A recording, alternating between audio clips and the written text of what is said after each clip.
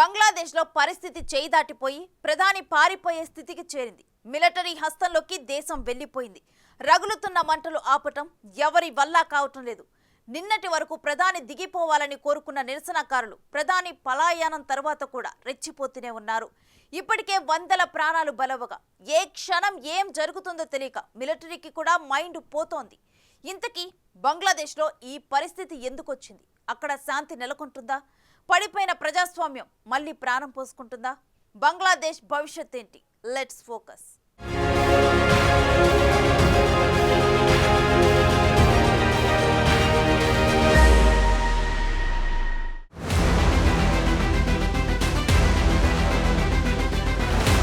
దేశాన్ని నిప్పుల కొలిమిలో వేసిన రిజర్వేషన్,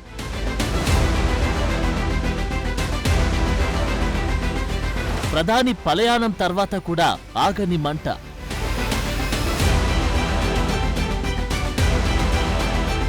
ఆర్మీ చేతిలోకి వెళ్లిన దేశం పగ్గాలు,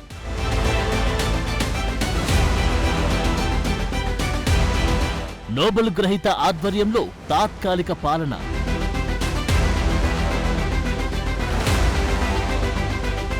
అస్తవ్యస్తమైన బంగ్లా భవిష్యత్.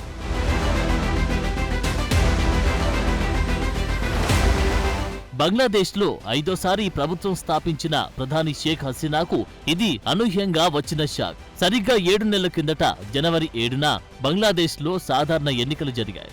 40% ఓటింగ్తో షేక్ హసీనా నాయకత్వంలోని బంగ్లాదేశ్ అవామీ లీగ్ 223 స్థానాలతో అధికార పార్టీగా 5వసారి గెలిచింది. అయితే ఈ ముచ్చట కొన్ని నెలలకే మంటల్లో కాలిపోయింది.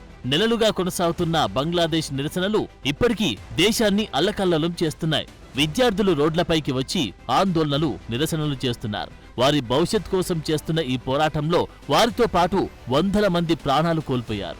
ఒకవైపు ప్రాణాలు పోతున్నా తమ పోరాటంలో మాత్రం యువత వెనక్కి తగ్గేది లేదంటుంది. ఇక వారి నిరసనలు ఏ స్థాయికి చేరాయి అంటే ఏకంగా ఆ దేశ ప్రధాని రాజీనామా చేసి దేశం విడిచి పారిపోయేలా చేశాయి.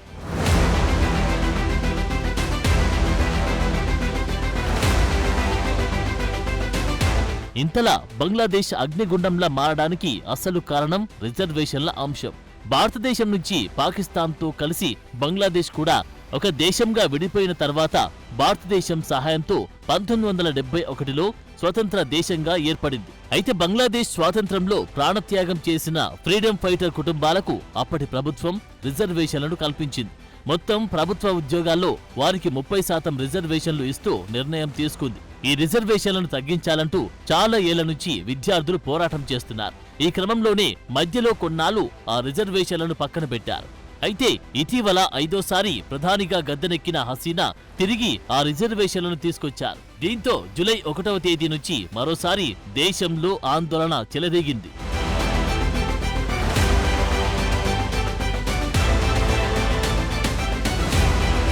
ఇక బంగ్లాదేశ్లో నిరుద్యోగ సమస్య అధికంగా ఉంది. ఎంతో మంది రిజర్వేషన్ల కారణంగా ఉద్యోగాలు పొందలేకపోతున్నారు. ఇలా వారు అసంతృప్తిగా ఉన్న నేపథ్యంలోనే హసీనా ప్రభుత్వం రిజర్వేషన్లు తీసుకొచ్చింది. ఈ క్రమంలోనే ప్రభుత్వ రంగ ఉద్యోగాల రిజర్వేషన్ల విధానంలో ప్రభుత్వం తీసుకున్న నిర్ణయం వెనక్కి తీసుకోవాలని నిరసనలు చేపట్టారు. విద్యార్థులు రోడ్లు, రైల్వే లైన్లను అడ్డుకోవడం, దిగ్బంధనం చేయడం ప్రారంభించారు. ఈ నిర్ణయం హసీనా పాలక అవామీ లీగ్, విదేశీయులకు అనుకూలంగా ఉందని నిరసనకారులు పేర్కొన్నారు. ఆ తర్వాత జూలై 16వ తేదీన ఢాకాలో నిరసనకారులు, ప్రభుత్వ అనుకూల మద్దతుదారుల మధ్య ఘర్షణ జరిగింది.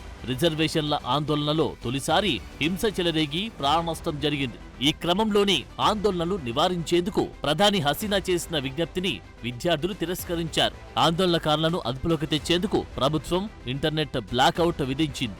కర్ఫ్యూ, సైనికుల మోహరింపు ఉన్నప్పటికీ ఘర్షణలను అరికట్టలేకపోయారు.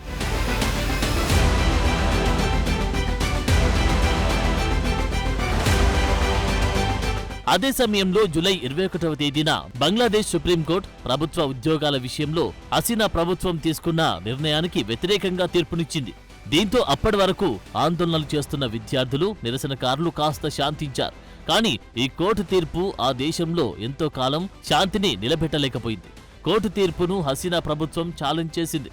దీనికి తోడు నిరుద్యోగ సమస్యతో అప్పటికే యువతలో అసహనం పెరిగిపోయి ఉండడంతో మళ్లీ ఆగస్టు 4వ తేదీన మరోసారి ఆందోళనలు మొదలయ్యాయి. విద్యార్థులను అడ్డుకునేందుకు హసీనా మద్దతుదారులు రోడ్లపైకి వచ్చారు. ఈ క్రమంలోనే శాంతి భద్రతలు అదుపు తప్పడంతో వెంటనే పదవి నుంచి తప్పుకోవాలని షేక్ హసీనాను బంగ్లా సైన్యం హెచ్చరికలు జారీ చేసింది. ఒకవైపు దేశ యువత నుండి తిరుగుబాటు, మరోవైపు 15 ఏళ్లుగా తనతో కలిసి పనిచేస్తున్న అధికారుల నుండి సహకారం అందకపోవడం, ఒక్కసారిగా సైన్యం రంగంలోకి దిగడంతో ప్రధాని హసీనాకి రాజీనామా చేయడం తప్ప మరో మార్గం లేకుండా పోయింది. ఆగస్టు 5న ఆమె రాజీనామా చేసి భారత్లో తలదాచుకోవడానికి వచ్చారు.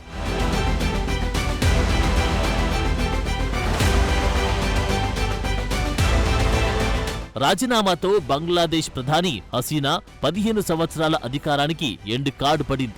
ఆమె పాలనా కాలంలో ఆర్థిక వృద్ధి క్షీణించిందని, అధికారవాదం పెచ్చరిల్లిందనే విమర్శల మధ్య చివరికి ప్రజల తిరుగుబాటు చారిత్రక ట్విస్ట్ ఇచ్చింది. బంగ్లాదేశ్ ప్రభుత్వం తాత్కాలికంగా నిలిచిపోయింది. ప్రధాని హసీనా రాజీనామా వార్తతో ఢాకా ఇతర ప్రధాన నగర వీధుల్లో ఆనందోత్సాహాల దృశ్యాలు కనిపించాయి. బంగ్లా యువత, విద్యార్థులు కలిసి అణచివేత పాలనకు ముగింపు పలికామంటూ రెచ్చిపోయారు. తమ ధిక్కారానికి ప్రతీకగా బంగ్లాదేశ్ జాతిపితగా చెప్పుకునే హసీనా తండ్రి షేక్ ముజిబుర్ రెహమాన్ ప్రఖ్యాత విగ్రహంపై దాడికి దిగారు. హసీనా రాజవంశానికి వ్యతిరేకంగా జరిగిన ఈ తిరుగుబాటు చర్యలో జాతీయ స్మారక చిహ్నంగా ఉన్న విగ్రహాన్ని గొడ్డలితో నరికారు.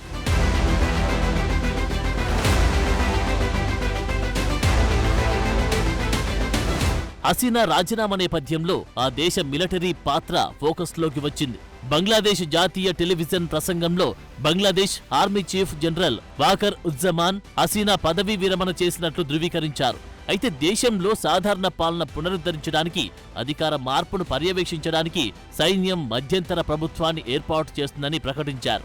జాతినుద్దేశించి జనరల్ జమాన్ నిరసనకారులకు విజ్ఞప్తి చేస్తూ సైన్య పాలనలో ప్రజల డిమాండ్లను నెరవేరుస్తామని, దేశంలో శాంతిని పునరుద్ధరిస్తామని హామీ ఇచ్చారు. ఈ ప్రయత్నంలో మాకు సహాయం చేయాలని, హింసకు దూరంగా ఉండాలని విజ్ఞప్తి చేశారు. ఉద్రిక్తతలను శాంతింపజేయడానికి, మరింత రక్తపాతాన్ని నిరోధించడం కోసం పౌరులపై కాల్పులు జరపొద్దని సైనికులకు, పోలీసులకు ఆదేశించారు.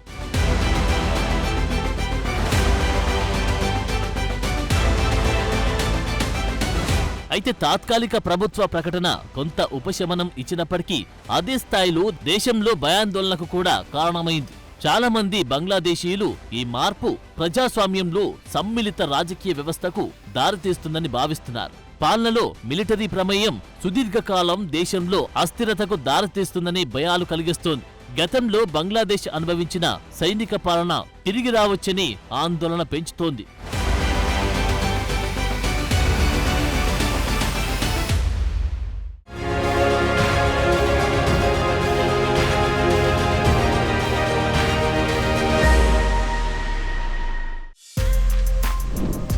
For more videos like this, subscribe Big TV channel.